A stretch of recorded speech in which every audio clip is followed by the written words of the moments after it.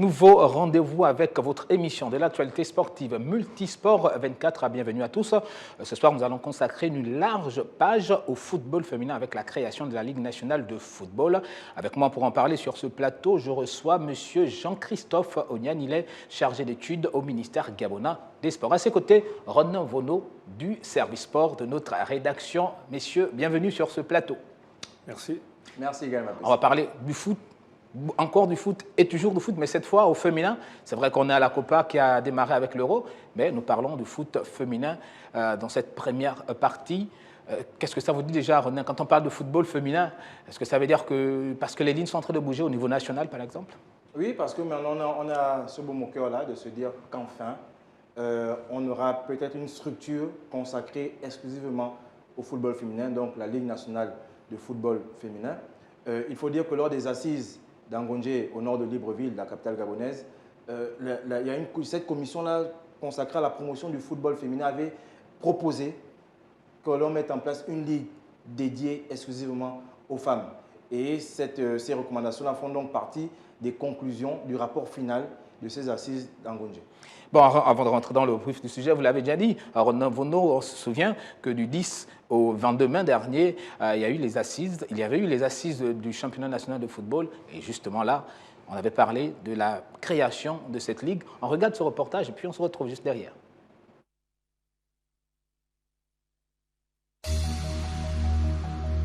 Coup d'envoi de la saison 2021-2022, dotation d'un siège à la Ligue nationale de football professionnel, mise à disposition des stades construits dans le cadre des Coupes d'Afrique des Nations, réduction du nombre des clubs en première division ou encore adoption de la charte du joueur professionnel, telles étaient les attentes des acteurs de football gabonais au sortir des assises du football. Mais la question de la relance, de la pratique et de la vulgarisation du football féminin était tout aussi importante alors que le football féminin semble avoir pris du plomb dans l'aile. Sous-commission 6, la promotion du football féminin. C'est cette commission promotion du football féminin qui avait la charge de trouver des solutions à la problématique de la pratique du football féminin au Gabon avec une innovation et non des moindres, la création d'une ligue nationale du football féminin. Moderniser les structures de base que sont les clubs, les sous-ligues départementales, les ligues provinciales et la ligue nationale. Organiser dans les délais requis par les instances internationales un championnat national de football masculin senior qui pourra s'étendre aux autres catégories masculines et féminines. Une nouvelle voie donc pour permettre aux femmes de mieux pratiquer et de vivre de leur sport à défaut de bénéficier des mêmes avantages que les hommes. Le Gabon pourrait donc prendre l'exemple de la Guinée équatoriale. Si la Guinée a pu obtenir des résultats qu'ils ont pu obtenir jusqu'alors, c'est à cause de, n'est-ce pas, ce championnat qu'ils essaient d'organiser à l'interne, parce que c'est quand même un championnat très compétitif. Et on voit aujourd'hui que la plupart, n'est-ce pas, il y a quand même les filles, n'est-ce pas, des Gabonaises qui évoluent dans ce championnat. Parce que s'ils sont attirés, c'est parce que c'est un championnat qui se joue régulièrement. Les petits plats ont été mis dans les grands pour changer de paradigme en ce qui concerne les femmes et formaliser l'organisation du football féminin. Bonne nouvelle pour le football féminin, Ronan? Oui, bonne nouvelle. C'est déjà un pas. C'est vrai que ce n'est pas encore effectif. Cette ligue n'est pas encore effective. Mais déjà, comme on disait dans le reportage, les petits pas ont été mis dans les grands. Pour permettre, déjà, il fallait réfléchir pendant 12 jours à la conception d'un football viable, stable. Et aussi, déjà, cela nous a permis de savoir quels sont les mécanismes à mettre en place pour qu'on ait des championnats qui vont s'étaler sur pratiquement 6, 7 à 9 mois. Si beaucoup se disaient peut-être que ces assises étaient consacrées au football masculin, non, ce n'était pas l'objectif. L'objectif, c'était de revoir l'écosystème même du football, que ce soit chez les hommes ou chez les dames, que ce soit dans les petites catégories ou dans les catégories seniors. C'est ce qui a été fait. Nous avons eu 10 sous-commissions qui ont réfléchi à la manière dont il fallait que le sport redémarre, en pensant également à cette pandémie de Covid-19. Et aujourd'hui, c'est cette sous-commission-là qui nous intéresse, celle de la création d'une ligue nationale. Parce que moi, j'estime, comme beaucoup de personnes, nous estimons qu'on n'a pas beaucoup mis en lumière cette Ligue nationale de football-là. C'est vrai qu'elle n'est pas encore effective, mais c'est déjà un pas, elle est actée. Maintenant, c'est aux autorités compétentes de prendre la balle au bond et de la mettre en place. Et justement, quand on parle d'autorité compétente, nous avons le bonheur de recevoir sur ce plateau M. Christophe Onyan, qui est lui est représentant quand même du ministère des Sports, puisqu'il est chargé d'études au ministère gabonais des Sports. Monsieur Onyan, dites-nous comment les choses se passent en parlant justement de la mise en place de cette Ligue nationale de football féminin. Qu'est-ce qui est en train de se faire présentement? Bon, j'avoue que présentement, ça n'a pas effectivement démarré, parce que nous venons de terminer les assises, la task force. Et la première recommandation justement dans cette commission qui traitait du football féminin, c'était de mettre en place une Ligue nationale de football dédiée aux femmes. Parce que nous avons remarqué que depuis très longtemps, les femmes étaient mises un peu en marge, alors que nous savons actuellement la place qu'occupent les femmes dans notre pays. Et en dehors de ça, la FIFA qui essaye de consacrer actuellement d'énormes moyens pour le football féminin. Donc nous pensons que pour bien traiter des problèmes de football féminin, il faut une ligue nationale dédiée exclusivement aux femmes. Et c'est pourquoi nous avons émis cette recommandation-là comme point numéro 1 en tout cas. On sait déjà que en ce qui concerne le football masculin, Rodney l'a relevé lorsqu'il dans son argumentaire. Il y a pas mal de soucis parce que depuis, j'ai envie de dire 4-5 ans, déjà on a du mal à avoir un championnat de football masculin qui arrive à terme. Parfois on trouve des systèmes de play-off, et ce qui fait que les joueurs n'ont pas vraiment la compétition dans les jambes. Ça se vérifie après la suite quand ils vont sur le continent pour jouer la Ligue des Champions, la Ligue des Champions, la Coupe de la CAF également. On remarque que ça pèse un peu sur le poids du joueur. Est-ce qu'aujourd'hui, vous avez identifié quand même certains points qui pourront faire en sorte qu'une fois cette Ligue nationale de football mise en place, les choses vont pouvoir évoluer normalement pour éviter qu'on ait une Ligue de football qu'on met en place et puis un mois après, elle s'arrête, 2 mois après, on a des difficultés, on n'arrive plus, on a des soucis d'argent. Voilà. Est-ce que vous avez identifié déjà certains points sur lesquels il faut travailler? Oui, bien sûr, les points ont été identifiés. C'est-à-dire, nous nous sommes dit que au Gabon, nous avons 9 provinces. Déjà, actuellement, le football féminin se pratique dans chaque province, dans certaines provinces où il y avait des équipes féminines. Et souvent, ce que la fédération faisait, c'est que vers la fin de la saison, il regroupait un certain nombre d'équipes à Tchibanga pour jouer une sorte de tournoi national. Mais nous estimons que les choses faites de cette manière-là, ça ne peut pas très bien faire avancer les choses. Nous avons pensé qu'on pouvait, déjà dans chaque province, il y a une équipe de football féminine qui existe. Il y a une équipe de football féminine. Et nous nous sommes dit que s'il y a une équipe par province, du moins dans les 8 provinces, en dehors de l'estuaire, l'estuaire peut présenter 2 équipes, ce qui ferait par exemple un championnat de 10 équipes, 10 équipes de première division, en sachant très bien que dans chaque province, il y a un championnat de 2e division qui se joue. Parce qu'il y a des équipes féminines quand même dans les provinces. Voilà. Il y aurait une équipe fanion et des équipes de 2e division. Et on pourrait faire un championnat normal où les équipes se déplacent chaque week-end, aller jouer à Moanda, aller jouer à Oyem, aller jouer à Makokou. Et nous nous sommes dit que les municipalités de toutes les provinces peuvent prendre en charge ces équipes-là. Pour le moment, nous voyons que le football féminin, du moins, ne coûte pas très cher, si on peut parler ainsi.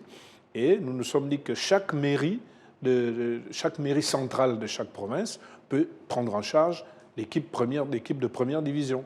Ajouter à cela, bien sûr, chercher quelques mécènes, quelques sponsors, et voilà. Et justement, en parlant des mairies centrales de chaque ville, est-ce que la question des infrastructures également a été posée sur la table? Parce qu'on joue au football, pour bien jouer au football, il faut des bons terrains également de football. Et quand on regarde un peu certains terrains à l'intérieur du pays, ce n'est pas toujours fameux. Oui, mais bon, nous ne pouvons que faire avec. Pour le moment, c'est vrai que nous avons évoqué le problème d'infrastructure. Mais je pense qu'actuellement, avec tout ce que l'État a à faire, je ne pense pas que la construction des infrastructures sportives soit... Peut-être pas construire, mais il y a déjà des terrains qui sont là, peut-être pour les remettre aux normes. Justement, c'est ce que nous avons proposé, c'est-à-dire remettre aux normes certaines infrastructures qui existent déjà. Il y a quand même, dans chaque province, il y a un terrain municipal, comme on dit. Bien sûr. Dans chaque province. Donc ces terrains-là, si déjà on peut les remettre à niveau, Donc je pense que les championnats peuvent très bien se jouer. C'est quoi le plus urgent pour le moment? Le plus urgent, c'est quoi? Le plus urgent pour le moment, c'est vrai, il faut déjà mettre ces infrastructures-là en place et ensuite faire le texte, créer la Ligue nationale de football. Parce que nous avons proposé qu'elle soit créée dans un premier temps par un texte juridique, comme l'a été fait la Ligue de football professionnel chez les hommes. Donc un texte juridique qui met en place cette ligue et on voit peut-être au bout d'une Olympiade, au bout de 3 ou 4 ans, comment passer aux élections à chaque fois pour renouveler cette ligue-là. Alors, est-ce qu'imposer aux équipes qui existent déjà, on le voit, ça se fait partout. On a vu, par exemple, le PSG, pour parler de l'Europe, le PSG qui a une équipe masculine, également une équipe féminine. On a les grandes écuries au niveau de l'Europe qui ont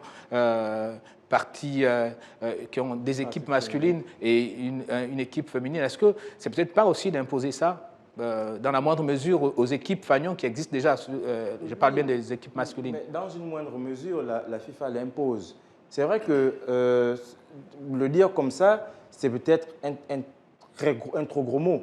Mais lorsque la FIFA recommande aux équipes masculines de mettre en place des cellules féminines, c'est-à-dire que dans une moindre mesure, elle a envie de développer le football féminin. Vous vous rendez compte qu'une équipe comme le Real Madrid n'avait pas de section féminine. Ça fait même pas 2-3 ans qu'elles en ont maintenant. Aujourd'hui, le football féminin a été consacré, je pourrais le dire, par la Coupe du Monde 2019 en France. C'est cette Coupe du Monde-là qui a réellement été la locomotive. Parce qu'on en parlait il y a quelques années. Au Gabon, on joue au football depuis pas mal d'années, depuis plus de 40 ans. Mais avec la Coupe du Monde 2019, on a vu que le paradigme a changé. Les choses ont changé. La donne également a changé parce que plus de personnes s'intéressaient. C'était quand même la première fois qu'on voyait autant d'engouement autour d'une compétition de football féminine. Moi-même, j'étais assez étonné j'ai apprécié le niveau de jeu.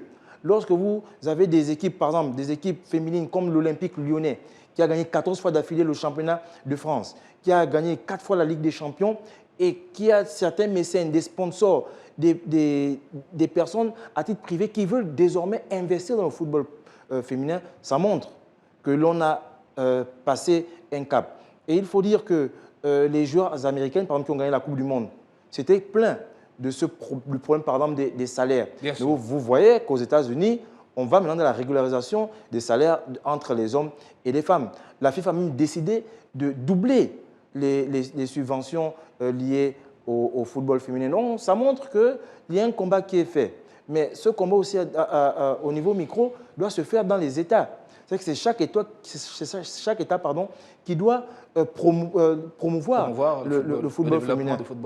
Pour preuve, Théodore Zwenguema a parlé de la Guinée équatoriale. Mais par exemple, quand on parle de la Guinée équatoriale, c'est le seul pays aujourd'hui qui a pu détrôner le Nigeria lorsqu'on parle des Coupes d'Afrique des Nations féminines.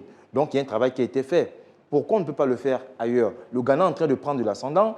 Nous avons le Nigeria qui est bien sûr numéro des Super Falcons. Elles sont numéro 1 au niveau du continent. On a l'Afrique du Sud, des filles de Jean Ellis aussi, qui sont en train de faire un travail. Maintenant, c'est à chaque État, c'est aux 54 pays du continent, de mettre les moyens pour que le football féminin progresse. C'est vrai que pour le moment, ils ne peuvent pas encore vivre de ça comme vivent les hommes.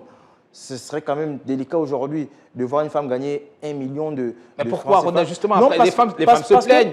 Il y a une réflexion qui est en train d'être faite au niveau du ministère des Sports. Justement, est-ce que cette question-là a été soulevée justement dans les commissions? Parce que je pense malheureusement que les personnes, les devanciers, ne se sont pas dit que le football allait prendre de l'ampleur chez les femmes. Maintenant, aujourd'hui, c'est leur métier. Pourquoi une femme qui va travailler peut-être secrétaire en semaine et vient jouer au football, elle ne devrait pas être rémunérée, alors que quelqu'un qui joue au football toute une semaine non-stop, donc une année non-stop, est payé à des millions? Pourquoi pas les femmes? Je crois que ce sont des questions que l'on devrait poser sur la table. Ce sont réellement des questions d'égalité qui devraient être mises sur la table et qui devraient être réglées. Parce que l'objectif, c'est qu'elles soient épanouies dans ce qu'elles font. Bien sûr, justement. Le sport est devenu leur métier, le football est devenu leur gagne-pain, donc qu'elles soient payées à la hauteur de ce qu'elles accomplissent. Et bien justement, puisque l'on parle toujours de football féminin, suivant ce reportage qui revient sur la Coupe du Monde organisée par la France en 2019, qui a été une véritable locomotive pour le football féminin. Le symposium et la task force sur le football féminin qui se sont déroulés en 2018 avaient pour objectif d'identifier les domaines clés à développer et les mesures à mettre en place pour assurer un avenir fort et dynamique à la croissance du football féminin en Afrique. Un avenir et une dynamique qui passent indéniablement par la détection. Ainsi, le plan quadriennal qui s'étend sur une période initiale de 2020 à 2023, conçu en tenant compte des particularités du continent, réitère l'engagement de la Confédération africaine de football à développer le football féminin à tous les niveaux. Pour Isha Johansen, présidente de la commission d'organisation du football féminin, la stratégie qui intervient à la suite du symposium sur le football féminin de la CAF doit permettre d'établir des stratégies et élaborer une feuille de route qui améliorera le développement du football. La stratégie de la CAF repose sur 5 piliers principaux, à savoir le développement, la compétition, le marketing et la promotion, la professionnalisation et le leadership, ainsi que l'impact social. Des piliers qui devront permettre d'accélérer la croissance du football féminin à tous les niveaux, d'augmenter le nombre de compétitions féminines pour les clubs, de créer une marque du football féminin forte et fédératrice tirant parti des valeurs africaines, de garantir un développement durable du football féminin et de tirer parti du pouvoir du football pour créer un impact social positif sur la femme et les jeunes filles. Une nouvelle ère a sonné pour le football féminin sur le continent. Véritable nouvelle ère qui souffle sur le football féminin sur le continent. Le Gabon n'est pas en marge parce qu'un travail est en train d'être fait justement pour que le football féminin soit valorisé. Monsieur Onian, tout à l'heure, on parlait de la question des salaires parce que c'est aussi ça. Les femmes se plaignent beaucoup. On a vu les États-Unis, une fois, elles ont été vainqueurs de la dernière Coupe du Monde en France en 2019. Elles se plaignaient de ce qu'elles n'avaient pas les mêmes salaires, les mêmes primes que les hommes. Ça décourage un peu quand on sait qu'on fait le même travail et que surtout, au même titre que les hommes ont fait voler le drapeau national aux plus hautes sphères. Est-ce que cette question également est en travail?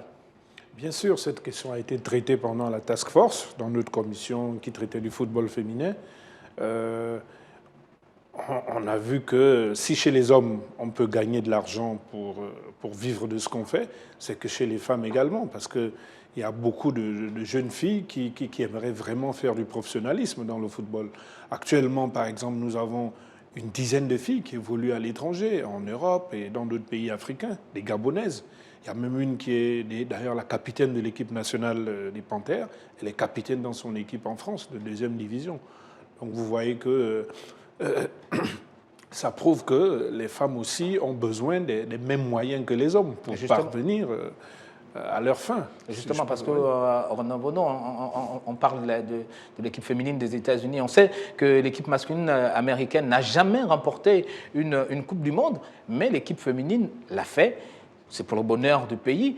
Il est quand même temps qu'on pense aussi à ces dames. Mais il faudrait effectivement revoir cette situation-là. C'est vrai que du temps de Donald Trump, c'était quand même délicat de poser cette question parce que tout le monde connaît un peu le comportement misogyne que Donald Trump avait vis-à-vis de la gente féminine. Mais avec Joe Biden, on s'est rendu compte, et ça a été signé il y a quelques temps, où il fallait que les femmes et les hommes gagnent les mêmes primes parce qu'elles font le même travail et elles représentent la même nation. Si on va au-delà même du football, si vous prenez les États-Unis en basket, depuis les années 92, elles sont championnes olympiques. Voilà. Elles remportent la coupe du monde de basket. Donc, elles ont droit à cet honneur-là. Je crois que c'est dans une moindre mesure ce qu'on peut leur offrir.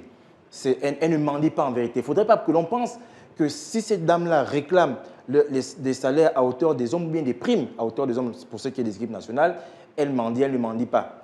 Parce qu'elles ont cette situation-là de représenter tout un pays. Même ici au Gabon, il y a quelques temps, dans l'une de nos émissions, où Raissa Lormeza indiquait, par exemple, qu'on avait même du mal à savoir quelles étaient les primes allouées aux joueuses de football, alors que les garçons, lorsqu'ils viennent en sélection nationale, ils savent combien ils vont gagner, ils savent où ils vont dormir, ils savent même ce qu'ils vont manger. Donc, faisons la même chose pour les dames. Maintenant, ça commence aussi au niveau des provinces, donc des ligues, comme Jean-Christophe le disait, les ligues, les sous-ligues, les municipalités, c'est tout le monde qui doit mettre la main à la pâte pour que les sélections dames soient effectives, pour que le football au niveau du Gabon soit le plus rayonnant possible. Parce que rappelons-nous qu'il y a quelques années, on faisait des sélections à partir des coupes. Je me rappelle qu'il y avait la Coupe de l'Indépendance que l'on faisait généralement à Oyem ou dans certaines capitales provinciales.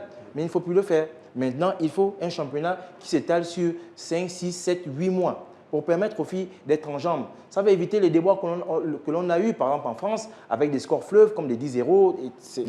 C'est gênant.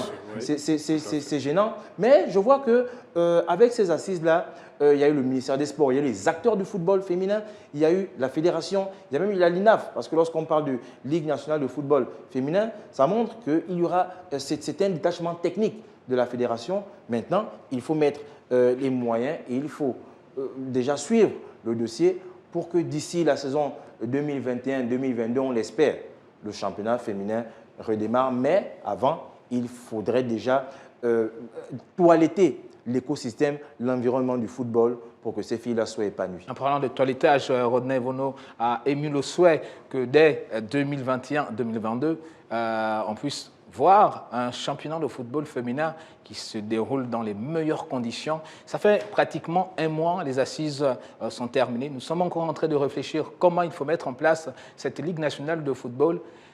On va attendre jusqu'à quand? Parce qu'après, c'est parfois un peu la difficulté au niveau de Gabon. On prend des grandes et des bonnes décisions, mais après, la mise en application, parfois, traîne.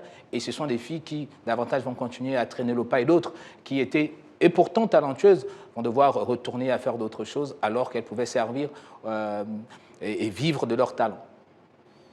Bien, j'avoue que je ne peux pas donner une date, je ne peux pas donner une deadline. Nous attendons notre patron, le ministre des Sports, qui donne des instructions, qui va certainement le faire d'ici là, vu la volonté du gouvernement de relancer le football féminin. Parce que je ne sais pas si je peux vous rappeler que lors de l'ouverture de ces assises, Madame le Premier ministre a consacré un long paragraphe au football féminin. Donc c'est quand même, ce sont des signes qui prouvent que le gouvernement est prêt à accompagner le football féminin. Donc nous attendons que notre patron, ministre des Sports, M. Franck Nguema, donne le top pour qu'on démarre les choses. Et puis, je suis sûr que cela va se faire en début de saison 2021-2022. Nous l'espérons, mais quand on sait quand même qu'il y a les filles qui vont, en parlant de l'équipe nationale de football, qui ont les éliminatoires de la Coupe du Monde et la Coupe d'Afrique également à discuter, ça va être difficile quand même de trouver une équipe féminine compétitive dans ces conditions-là, Rodney? Bon, maintenant, il faut déjà se battre. C'est vrai qu'on était, même avant les assises du football, on avait déjà même le programme de ces éliminatoires-là. Si le Gabon a engagé son équipe nationale, c'est qu'on peut trouver les ressources pour les faire participer. Maintenant, je pense, ça c'est mon avis personnel, que ce sera la dernière fois que l'on agira de cette façon-là. Maintenant, avec les bases qui ont été posées, avec tout ce qui a été mis comme canevas pour que les choses avancent, pour que ça se passe bien, je crois que dorénavant, avec un championnat, et un championnat pas seulement de première division, un championnat de deuxième division, des trois, de toutes les catégories, même les pupilles, pour permettre aux plus jeunes, il faut susciter l'envie aux plus jeunes, de se dire, tiens, j'ai envie d'être comme Wendy Renard, par exemple, j'ai envie d'être comme telle joueuse gabonaise, j'ai envie d'être comme telle joueuse américaine. Tout le monde a un rêve. Maintenant, pour ces jeunes-là, c'est de se dire, moi, j'ai envie d'atteindre le niveau de telle personne. Il y en a qui veulent être des Aubameyang. Moi, je leur dis toujours, soyez plus qu'Aubameyang. Faites plus que ce qu'il a accompli pour le Gabon. C'est la même chose que je dirais pour ces jeunes-là. Faites plus que ce que vos devancières ont fait parce que maintenant, on va mettre les moyens à disposition. Pas forcément, c'est vrai qu'on mettait les moyens avant, mais maintenant, il y aura des audits. Parce qu'on parle aussi de bonne gouvernance. Le contrôle, la responsabilité, par exemple, et la transparence. Maintenant, on va mettre tous ces piliers-là pour avoir une bâtisse solide.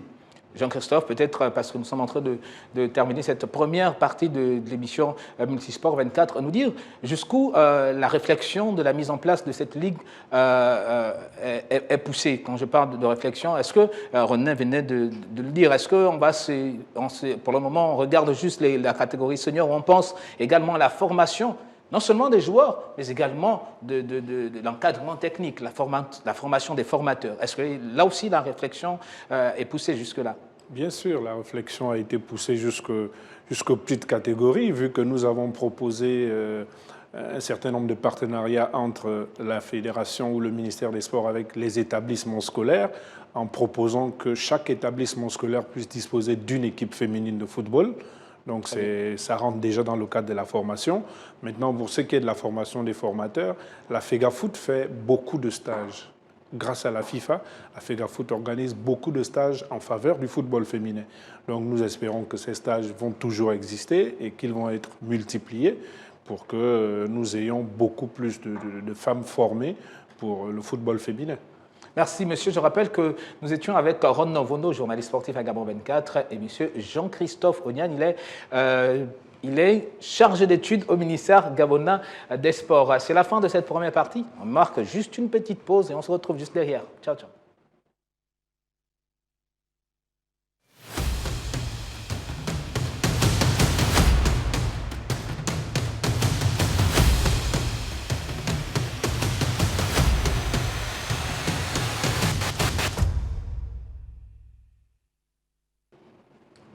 Deuxième partie de votre émission de l'actualité sportive Multisport 24 qui nous a rejoint sur ce plateau, Wilfran Ogiama. J'espère que je n'écorche pas. C'est bien ça. Wilfran Ogiama. Acteur du handball. Bienvenue sur ce plateau de Multisport 24. Merci à vous. Donc avant de nous entretenir avec notre nouvel invité, le directeur administratif de la Fédération gabonaise de handball nous a accordé un magnifique entretien dans lequel il revient sur la situation de la discipline au Gabon et les élections à venir. Suivons.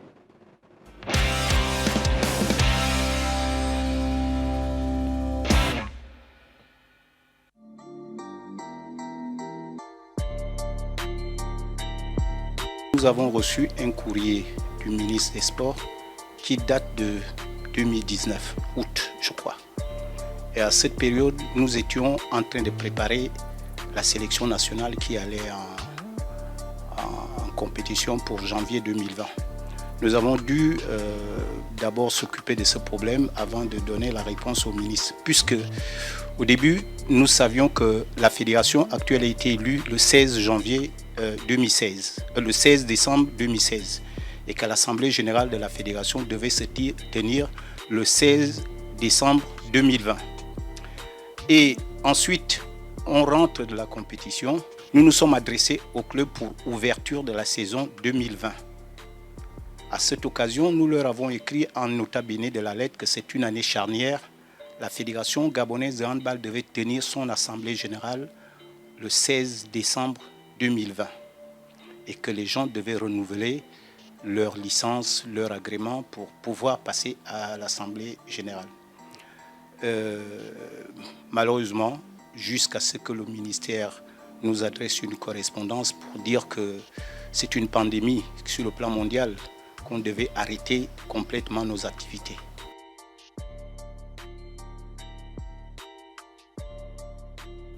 Nous avons reçu un autre courrier de monsieur le ministre des Sports qui nous dit que la réponse à notre demande de report qu'on a transmis au ministre en novembre 2020.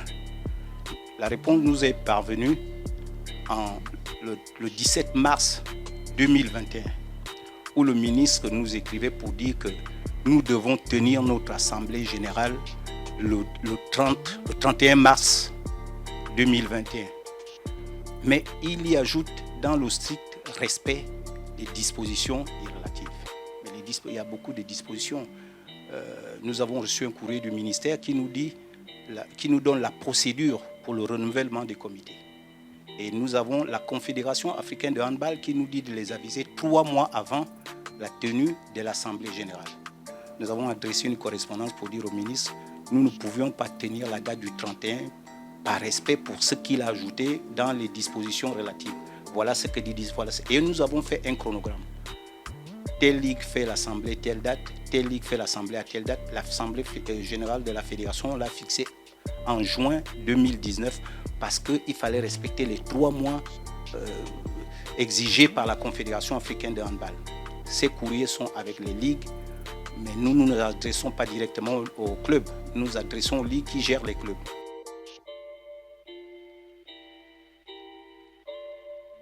Je n'ai que 2 ligues qui ont répondu. La Ligue de l'Estuaire est venue, elle est venue s'excuser. C'est pour ces différentes raisons. Nous ne sommes pas prêts, que nous voulons reporter notre Assemblée générale. Nous ne comprenons pas pourquoi à chaque fois, la fédération, je vous le dis, depuis janvier 2020, a annoncé l'Assemblée générale par l'ouverture de la saison. Quand on leur a ouvert, on leur a dit nous ouvrons la saison sportive. Nous leur avons dit que c'est une année charnière parce que nous avons l'Assemblée générale à telle date. Il y a des règles. Il faut les licences au prorata du nombre de clubs. En Ligue, c'est au prorata du nombre de licenciés. La fédération, c'est au prorata du nombre de clubs. Pour quelles raisons les gens ne veulent pas fournir les renseignements qu'on leur donne? Si les gens veulent aller à l'Assemblée générale, la fédération ayant fait profil bas, accepter de faire l'Assemblée générale fédérale avec les licences des années antérieures. Ça veut dire que la fédération a la volonté d'aller à l'Assemblée générale. Et puis, pour terminer, pour quelles raisons on dit on défonce les portes ouvertes? Le président de la Fédération gabonaise de handball sortant n'a pas de candidat et lui-même n'est pas candidat. Nous sommes tenus par le courrier du ministère qui nous demande de transmettre le collège électoral. Nous sommes tenus de leur envoyer un collège électoral accepté par tous, validé par tous, pour que nous allions à l'Assemblée générale d'une manière sereine.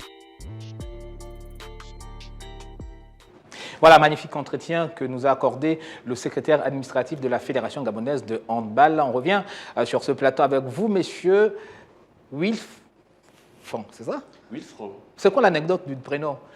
Tout simplement, mes parents étaient en Allemagne, comme ça, en villégiature, et ils ont rencontré une bonne famille.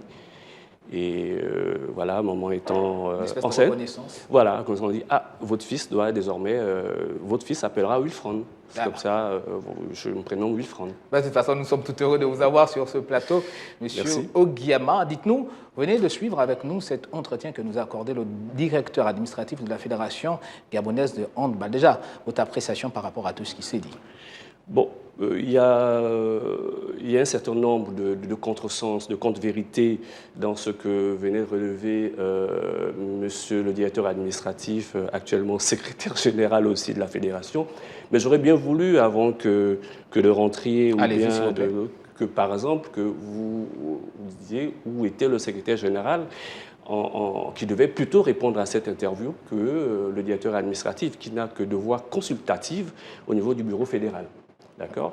Quand il dit qu'ils ont lancé l'Assemblée générale, l'ouverture de saison, mais il faut avant que les clubs et les ligues se réaffilient, que l'on tienne d'abord une Assemblée générale ordinaire, au cours de laquelle on devrait faire le point de l'activité antérieure.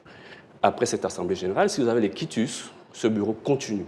Si vous n'avez pas de quitus, ce bureau rend le tablier et l'équipe entrante, c'est celle-là désormais qui doit demander aux clubs et aux ligues, bien aux ligues et aux clubs, de se réaffilier à nouveau. Lorsque monsieur le DA demande aux ligues et aux clubs d'envoyer le collège électoral, je pense qu'une fédération sérieuse devrait avoir tous ces éléments dans ses archives. Vous ne pouvez pas demander, ça veut dire que vous ne tenez même pas vos archives pour savoir qui est affilié, combien de licenciés nous avons, quels sont les clubs qui ont participé à la dernière Assemblée générale, quelles sont les ligues.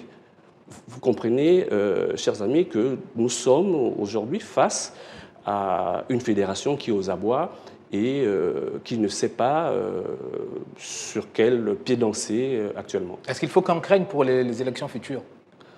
Est-ce qu'il faut qu'on craigne? Craindre, oui, parce que nous sommes, par rapport au chronogramme dont M. Mbanon fait allusion, qui est du mois de juin, c'est le 19 juin. Le 19 juin prochain, c'est samedi prochain. Jusqu'à l'heure actuelle, les ligues et les clubs n'ont reçu aucun document afférent à cette Assemblée générale. Et le lieu et l'heure de la tenue, rien du tout.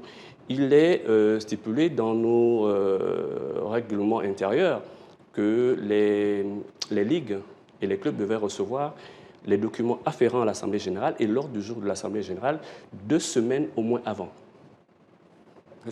Jusque-là, rien du tout. Nous ne savons pas de quoi on va parler lors de cette Assemblée générale.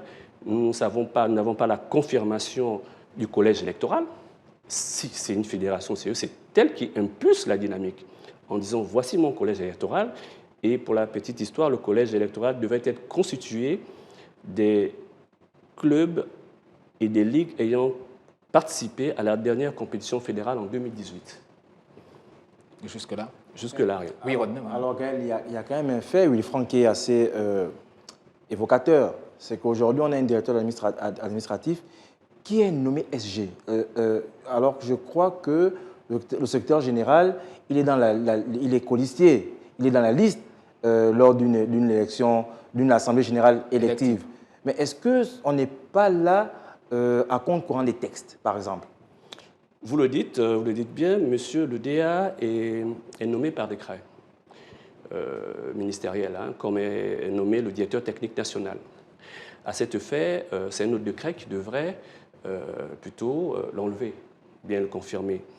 Aujourd'hui, nous assistons à un jeu de chaises musicales où le DA, se rendant compte qu'il n'a qu'une voix consultative lors des réunions du bureau fédéral, ne peut pas prendre la parole même pour organiser une élection. D'accord ? C'est le secrétaire général de la fédération. D'accord ? Constatons ce vide administratif parce que l'ancien secrétaire général de la fédération, M. Le Flem, pour ne pas le citer, a démissionné de ce bureau fédéral il y a près de 2 ans. Okay ? Le secrétaire général adjoint est parti en mutation à l'intérieur du pays. Il devait s'organiser donc depuis 2017-2018 une réorganisation du bureau. Mais il n'y a pas eu de réorganisation du bureau. Il a fallu que le ministère des Sports intime l'ordre à la Fédération guyanaise de handball, comme aux autres fédérations d'ailleurs, d'organiser leur assemblée générale dans les dates imparties pour que nous collions avec la nouvelle Olympiade, pour qu'on se rende compte qu'il n'y a pas de secrétaire général, pour qu'on se rende compte qu'il n'y a pas de président. Vous savez, quand le président est absent pour quelque raison que ce soit, c'est humain, d'accord ? Mais le règlement stipule qu'il peut et il doit se faire représenter par son vice-président. La machine ne s'arrête pas. Il y a un premier vice-président, un deuxième vice-président. Où sont-ils aujourd'hui ? Oui, Rodin. Gaël Mapessi, je crois qu'on est aussi dans une situation où on a apparemment 2 ligues qui causeraient problème, selon les autorités. C'est la ligue de l'Ogooué maritime et la ligue de l'Estuaire, alors que nous sommes à 1 semaine d'une élection, Wilfranc. Monsieur Rodney, ces 2 ligues phares qui constituent l'ossature du collège électoral de la Fédération gabonaise de handball. En suspendant ces ligues, pour quelque manière que ce soit, l'actuel, et je peux le dire sans risque de me tromper, l'actuel bureau fédéral essaie de couper ou bien d'éloigner un électorat qui est là. Que reproche-t-on à la Ligue de handball de l'Ogooué maritime ? Question. Cette ligue, en organisant son AG, a bien fait publication, a bien fait affichage, a bien convoqué dans les délais ses clubs, ses membres, et a tenu son assemblée générale en présence du représentant du ministère des Sports à Port-Gentil. Très bien. Aujourd'hui, où est le problème ? Pourquoi est-ce que la fédération suspend la Ligue de handball de l'Ogooué maritime ? Sur quelle base, sur quel fait ? Et comment en est-on arrivé là ? Pour suspendre un joueur, un club ou une ligue, une commission doit siéger. Et un quota, un quorum devrait être atteint pour la constitution de manière formelle de cette commission. Oui, un président, un rapporteur. Est-ce qu'aujourd'hui, le directeur administratif peut nous brandir le procès verbal de cette commission qui a siégé pour suspendre la Ligue de handball de l'Ogooué maritime? Nous n'en sommes pas là. Bon, après, effectivement, quand on suspend, on a des voies de recours. On a un délai imparti de 30 jours ou 1 jour pour y aller. Donc, on est de facto sur deux problèmes, je disais. Le deuxième problème, c'est la Ligue de handball de l'Estuaire, qui est aussi une ligue phare, une ligue majeure, n'est-ce pas? Cette ligue devrait s'arrimer, n'est-ce pas, aux nouvelles directives du ministère de la Jeunesse et des Sports par le canal de l'inspection provinciale des sports, qui avait invité la présidente en son temps à faire comme tout le monde, à mettre à jour ces textes, à les présenter avant l'organisation de son assemblée générale. Elle n'a pas fait. Ce n'est pas la fédération qui a suspendu la Ligue de handball l'Estuaire, mais je crois que c'est l'inspection provinciale, c'est le ministère de la Jeunesse et des Sports. Parce que la présidente sortante, qui n'était d'ailleurs pas candidate jusqu'aux dernières minutes, a tenu à organiser une assemblée générale élective contre les injonctions de la tutelle. Maintenant, il y a des voies de recours, on peut, nous sommes dans le domaine du sport, repartir à nouveau, arrêter de nouvelles dates pour la réorganisation de ces différentes élections pour que l'on reparte. Mais si là, samedi, il n'y a pas Assemblée générale, parce qu'il n'y aura pas Assemblée générale, je le dis, qui nous apporte la preuve à partir de demain, de ce soir, qu'on va avoir Assemblée générale, qui convoque la presse nationale internationale pour dire qu'il y aura Assemblée générale à tel endroit, et que nous soyons tous au fait et constatons tous la présence effective de ce bureau fédéral qui est fantôme, fantoche. On va rester sur ces questions au niveau de l'élection à la Fédération gabonaise de handball. On parle toujours de hand. Pour notre stat de la semaine, on s'intéresse au nombre 24, comme la 24e édition de la Coupe d'Afrique des Nations féminines de handball, ouvert le 8 juin dernier à Yaoundé, au Cameroun.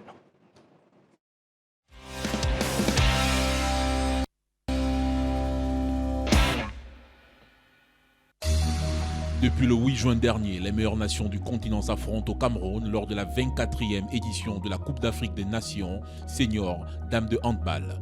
11 équipes logées dans 3 groupes tenteront de détrôner les Panthères Noires venus d'Angola lors de cette compétition. Cette 24e édition de la Coupe d'Afrique des Nations seniors dames de handball, les Angolaises comptent une fois de plus en faire la leur. 13 fois champion d'Afrique, l'équipe féminine de l'Angola de handball est donc à la quête de sa 14e consécration. Et à juste titre, depuis 1998, l'Angola règne presque sans partage sur le trône du handball féminin africain, sauf l'édition 2014 remportée par la Tunisie. Les Aigles de Carthage sont également l'équipe à suivre lors de cette 24e édition de la Coupe d'Afrique des Nations seniors dames de handball. Le Sénégal, finaliste de l'édition 2018, la République du Congo, mais aussi le Cameroun, pays hôtes, ne sont pas à prendre à la légère lors de cette 24e édition de la Coupe d'Afrique des Nations seniors dames de handball. Cette Coupe d'Afrique des Nations est un véritable test pour les 11 nations présentes au Cameroun. 4 places sont en jeu lors de ce 24e championnat d'Afrique des Nations au pays des Lions pour le mondial de la discipline. En d'autres termes, les 4 demi-finalistes de cette 24e édition de la Coupe d'Afrique des Nations seniors dames de handball représenteront l'Afrique en Espagne. Voilà, monsieur Ogiama, j'ai du mal à prononcer votre nom. Ogiama, il n'y a pas de souci. 24e édition de la Coupe d'Afrique féminine de handball, une fois de plus sans le Gabon. Finalement, au-delà des élections qui sont aujourd'hui compliquées à organiser, quel regard faites-vous de la discipline au niveau du Gabon ?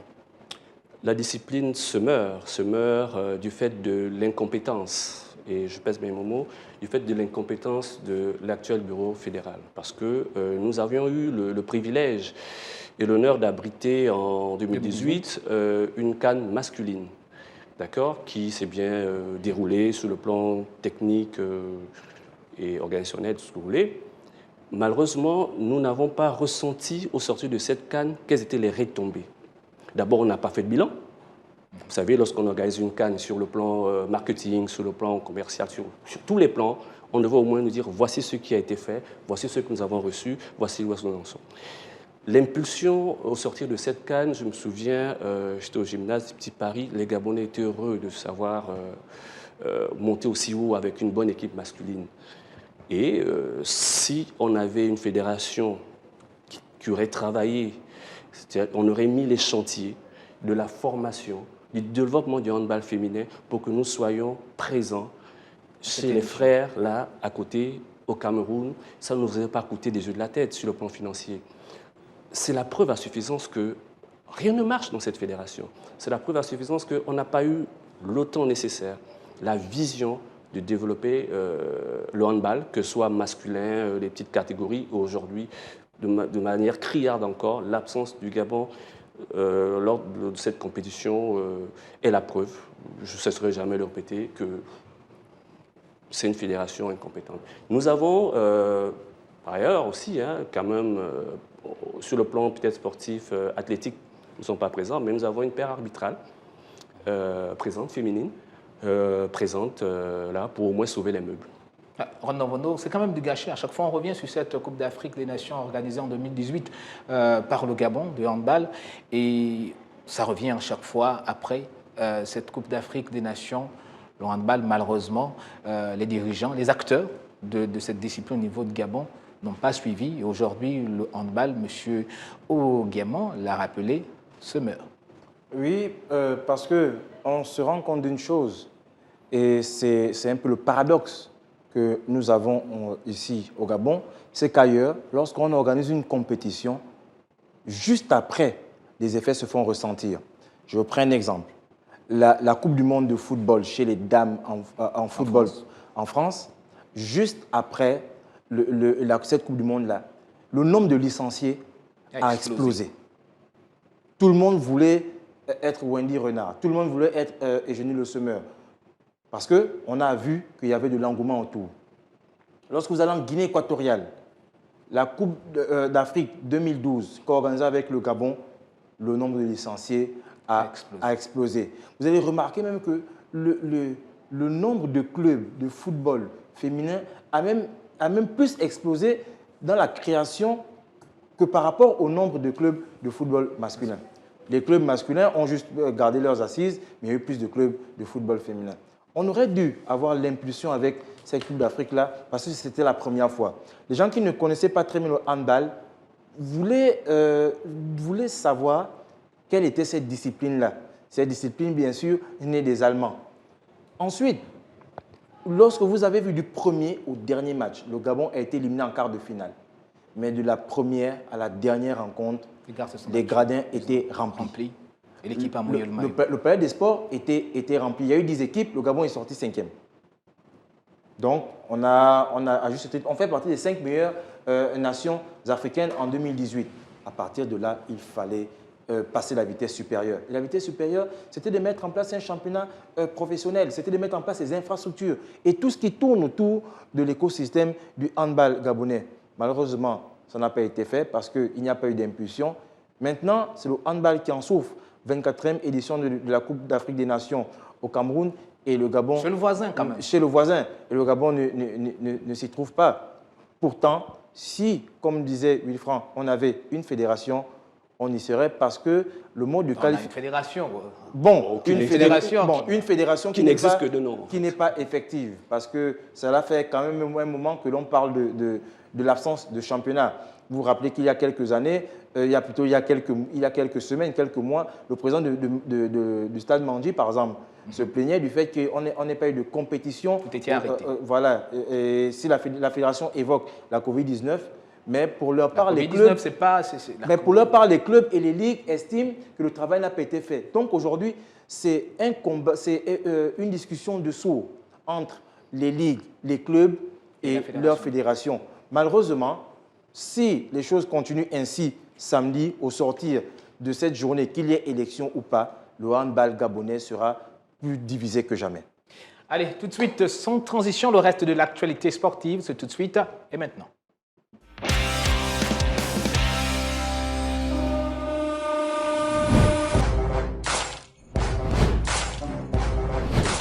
Le numéro 1 mondial Novak Djokovic a effectué un revirement gigantesque en finale de Roland-Garros dimanche pour vaincre Stefano Tsitsipas et soulever sa deuxième coupe des trophées des mousquetaires, son 19e triomphe en Grand Chelem. Cette victoire a également scellé un espoir historique pour Djokovic, faisant de lui le premier joueur de l'ère Open à remporter 2 fois le Grand Chelem en carrière.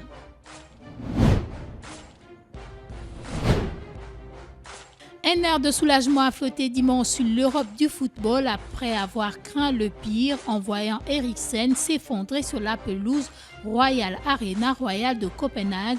Tout le continent a soufflé en apprenant que le milieu offensif danois, sauvé par un massage cardiaque, avait repris connaissance. Selon les médecins, il se trouve toujours à l'hôpital dans un état stable.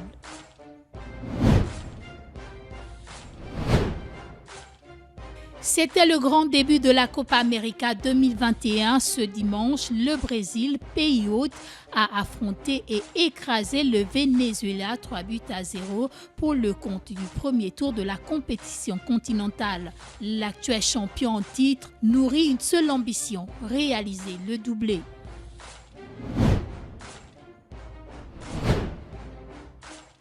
Le Sud-Africain Gary Higgo a remporté dimanche le tournoi Palmetto, son tout premier titre PGA. Higgo, 22 ans et originaire de Johannesburg en Afrique du Sud, a remporté une dernière carte de 68, soit 3 coups sur le par, qui lui ont permis de totaliser 11. Il a dévancé d'un coup un groupe de 6 joueurs composé des Américains Hudson Swartford, Doc Redman, Boban Pett, Jason Hadley, du Vénézuélien Jonathan Vegas et de l'Anglais Terry Hudson.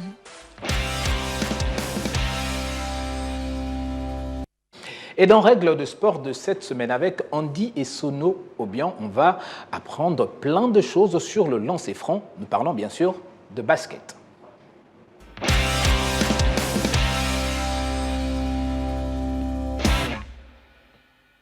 Salut à tous et bienvenue dans ce numéro des Règles de sport consacré au lancer franc, cette phase de jeu du basketball, le sport de la balle orange comme on dit. Pour en parler, nous sommes accompagnés de Wills Ndoutoum, responsable de New Angel Basketball. Du côté d'OIM, c'est dans le Wellington. Avec lui, nous ferons le tour de tout ce qui tourne autour de cette phase de jeu qu'on appelle le lancer franc. Suivez-moi pour plus d'explications.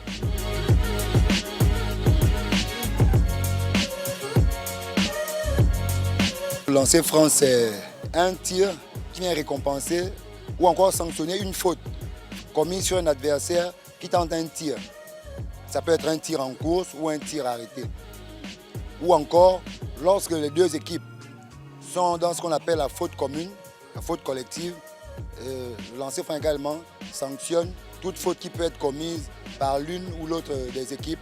Il y a la règle de 5 secondes. Ça veut dire que pour chaque lancer franc que vous avez à tenter, vous disposez de 5 secondes entre le moment où l'arbitre vous remet le ballon et le moment où vous devez tenter votre tir. Vous avez droit à 5 secondes. Au-delà de 5 secondes, vous faites une violation et le ballon revient à l'adversaire.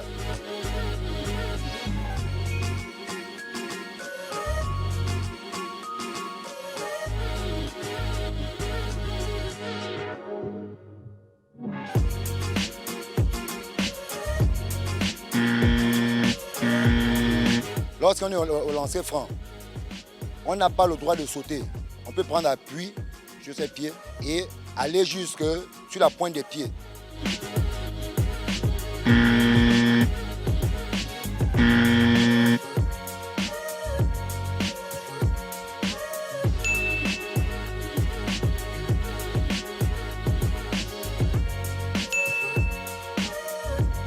Quand vous tirez, il faut que la balle touche au moins l'anneau. Dans le cas contraire, s'il y a airball, ce qu'on appelle airball, ça veut dire que le ballon ne touche ni l'anneau ni le panneau, ou encore le ballon ne touche que le panneau et ne touche pas l'anneau, c'est également une violation. Donc quand vous êtes au lancer franc, il faudrait au moins que quand vous tirez, que le ballon touche au moins l'anneau, même s'il ne rentre pas. Dans le cas contraire, c'est une violation, le ballon revient à l'équipe adverse. Au moment de chaque lancer, on appelle ça encadrer. Ça veut dire qu'il y a 3 joueurs de l'équipe qui défend et il y a 2 joueurs de l'équipe qui attaquent, qui bénéficient du lancer franc. Donc, pour que ceux qui encadrent, les défenseurs comme les attaquants, il faut attendre que le ballon ait quitté les mains du tireur avant d'aller éventuellement au rebond. Si les coéquipiers du tireur rentrent dans la zone avant que le tireur n'ait lâché la balle, c'est une violation contre l'équipe du tireur. Le ballon revient à la défense.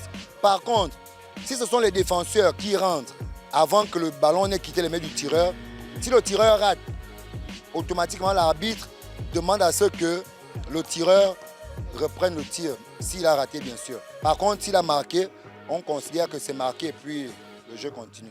Mais qu'en est-il du lancer franc obtenu au-delà de la ligne des 6,25? Explication. Si pendant qu'un joueur prend un tir à 3 points, s'il y a une faute commise sur lui, il en va de soi que si la faute est sifflée bien sûr, automatiquement le joueur en question bénéficie de 3 lancers francs. Voilà qui est dit, voilà qui a été longuement expliqué. Nous espérons que vous savez désormais tout sur la phase de jeu qu'est le lancer franc et ses différentes règles. Au revoir et à bientôt pour un nouveau numéro.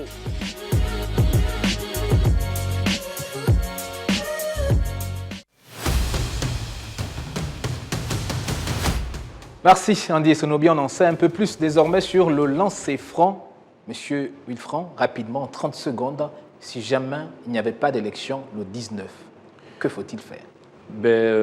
Les délégués, vous savez qu'il y a le bureau fédéral qui peut convoquer une assemblée extraordinaire, mais les 2 tiers aussi des délégués ayant participé à la dernière compétition de la fédération peuvent aussi convoquer une assemblée générale extraordinaire avec un seul point inscrit à l'ordre du jour, la mise en place d'un nouveau bureau fédéral, l'élection d'un nouveau président fédéral. Et là, cette assemblée générale pourrait constituer un bureau provisoire qui pourra gérer les affaires courantes jusqu'à la prochaine assemblée élective. Donc on se donne rendez-vous le 19, samedi 19 pour, on l'espère, l'élection à la Fédération gabonaise de handball. Surtout si vous avez l'endroit et l'heure. On va se débrouiller là-bas. Donc merci Monsieur Wilfran Ogiama. Je rappelle que vous êtes acteur du handball au niveau national. Merci à Ronan Vono, toujours là, présent avec nous dans cette émission de l'actualité sportive. Sport 24, c'est fini pour aujourd'hui. On se donne rendez-vous la semaine prochaine avec certainement le même décor, le même sourire. Ciao, ciao, on s'est dit. Bye bye.